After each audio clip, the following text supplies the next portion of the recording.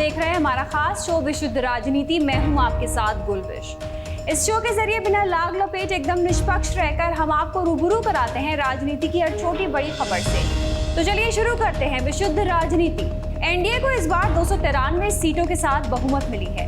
लगातार तीसरी बार एनडीए ने बहुमत हासिल कर कारनामा कर दिया है। इस बार फिर से देश में गठबंधन की सरकार होगी।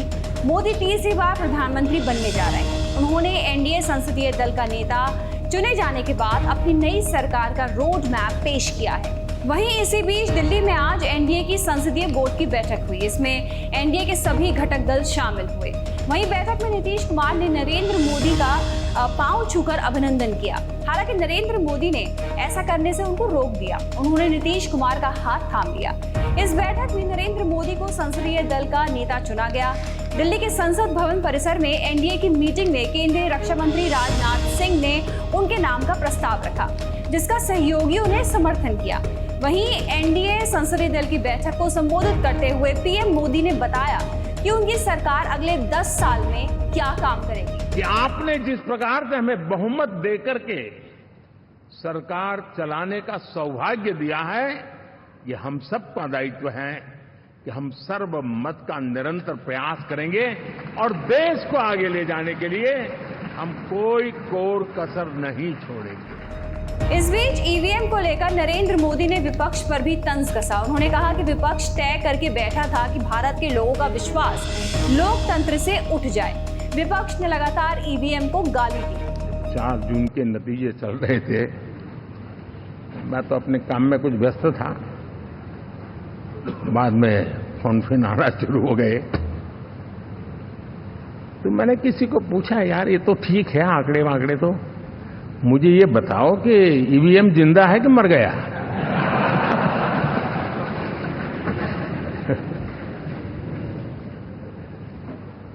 क्योंकि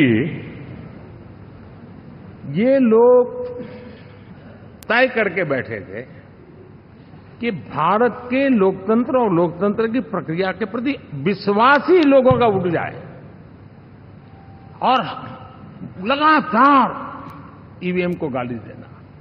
और मुझे तो लगता था कि शायद इस बार वो ईवीएम की अर्थी का जुलूस निकालेंगे, लेकिन 4 जून शाम आते आते उनको ताले लग गए। ईवीएम ने उनको चुप कर दिया। आपको बता दें कि 9 जून को तीसरी बार नरेंद्र मोदी प्रधानमंत्री पद की शपथ लेंगे। बढ़ते हैं अगली खबर पर। लोकसभा चुनाव में इंडिया ब्लॉक भले ही बहुमत का आंकड़ा ना छू पाया और सरकार नहीं बना पाया है, लेकिन विपक्ष के चेहरे पर इसका मलाल भी नहीं दिखता, क्योंकि सीटें भी उनकी उम्मीद के मुताबिक ही आई हैं। खैर, एक तरफ जहां देश में एनडीए गठबंधन की सरकार बन रही है, वहीं दूसरी तरफ इंडिया गठबंधन अपनी ताकत बढ़ाने में जुटा है। इसी कड़ी में महाराष्ट्र के सांगली से निर्दलीय चुनाव जीतने के बाद विशाल पाटिल ने कांग्रेस अध्यक्ष मल्लिकार्जुन खड़गे से मुलाकात की। उन्होंने कांग्रेस और इंडिया गठबंधन को समर्थन देने का ऐलान किया। कांग्रेस अध्यक्ष से उनके समर्थन का स्वागत किया और कहा कि महाराष्ट्र की जनता ने अहंकार और बांटने वाली राजनीति को सबक सिखाया है।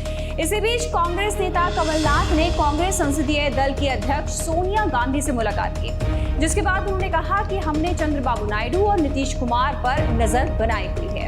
हमने मध्य प्रदेश की बात करी और आज की जो राजनीतिक परिस्थितियां हैं देश में उसकी बात करी, और क्या हो रहा है, क्या होना चाहिए, ये सब बातें हुई।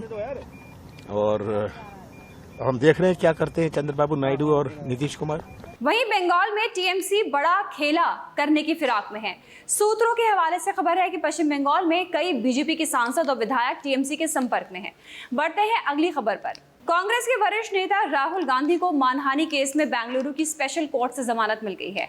ये मामला पिछले विधानसभा चुनाव का है, जब राहुल गांधी ने तत्कालीन मुख्यमंत्री बसवराज बोम्मई पर कमीशन खोरी का आरोप लगाया था। दरअसल साल 2023 के कर्नाटक विधानसभा चुनाव के दौरान कांग्रेस ने एक विज्ञापन छपाया था, जिसमें कहा गया था कि बीजेपी ट्रबल मेकर सरकार है। इसके बाद बीजेपी नेता ने राहुल के खिलाफ मुकदमा दर्ज करा दिया था, जिसमें आरोपियों में से 2 को जमानत मिल गई थी। आपको बता दें कि इस मामले में कांग्रेस नेता और deputy CM DK Shiv Kumar और मुख्यमंत्री सिद्धरमैया भी आरोपी हैं, लेकिन कोर्ट ने दोनों को पहले ही जमानत दे दी थी और अब राहुल को भी जमानत मिली है। जिस पर कर्नाटक के deputy CM DK Shiv Kumar का रिएक्शन भी सामने आया है। Yes, they have filed a false case against the CM and Rahul Gandhi. BJP have filed a false bogus case. So a private complaint. Karnataka में लगाए गए कमीशनखोरी के आरोपों पर तो राहुल को जमानत मिल गई है, लेकिन राहुल अब भी आरोप लगाने से बाज नहीं आ रहे हैं। लोकसभा चुनाव में विपक्ष को मिली मजबूती के बाद कांग्रेस पार्टी आक्रामक रुख इख्तियार किए हुए है। राहुल गांधी ने गुरुवार यानी 6 जून की शाम को प्रेस कॉन्फ्रेंस कर पीएम मोदी और अमित शाह पर बड़ा आरोप लगाया। राहुल ने 4 जून रिजल्ट डे पर स्टॉक मार्केट की गिरावट को बड़ा घोटाला बताया और कहा कि भाजपा को अपने इंटरनल सर्वे में पता था कि उसे 220 से ज्यादा सीटें नहीं मिल पा रही हैं। फिर भी पीएम नरेंद्र मोदी और अमित शाह ने रिटेल इन्वेस्टर से नतीजे आने से पहले शेयर खरीदने की सलाह दी, जिससे इन्वेस्टर्स को 30 लाख करोड़ का नुकसान हुआ है। उन्होंने इसकी जॉइंट पार्लियामेंट्री कमेटी से जांच कराने की मांग भी की। इंटेलिजेंस एजेंसीज ने 200 और 220 के बीच में सरकार को बताया था कि उनकी सीट्स आ रही हैं। 3 जून को स्टॉक मार्केट सारे रिकॉर्ड तोड़ देता है और 4 जून को खटाक से स्टॉक मार्केट अंडरग्राउंड चला जाता है। 30 लाख करोड़ रुपए का लॉस होता है। हम जेपीसी चाहते हैं, हम इन्वेस्टिगेशन चाहते हैं। राहुल गांधी के आरोप लगाने के बाद बीजेपी की ओर से भी रिएक्शन आया। उन्होंने कहा कि तीसरी बार मोदी सरकार आने से राहुल गांधी परेशान है, इसलिए वे ऐसी बातें कर रहे हैं, जबकि 4 जून को भारतीय निवेशकों को नुकसान नहीं बल्कि फायदा हुआ है।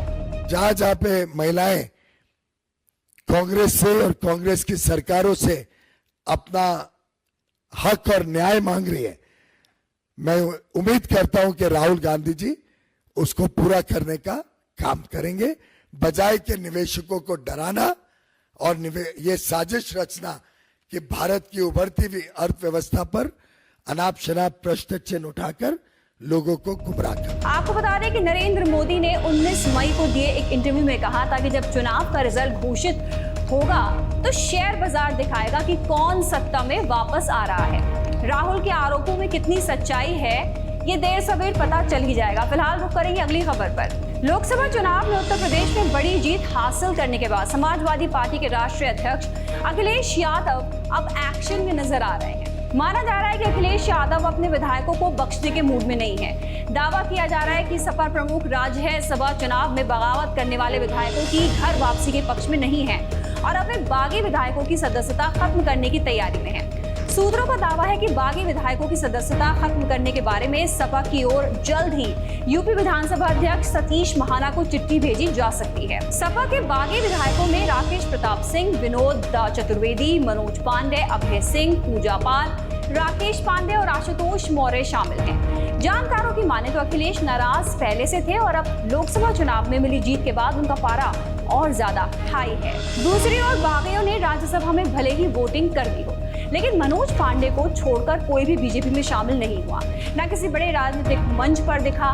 भले ही अंदर खाने भाजपा का प्रचार जारी था, लेकिन बाहर खुल के किसी भी विधायक ने अपनी विधायकी जाने के डर से खुला समर्थन नहीं किया। वहीं आपको बता दें कि इस पर इस्तीफे लेने का और नियम संगत कार्रवाई करने का विशेषाधिकार विधानसभा अध्यक्ष के पास है।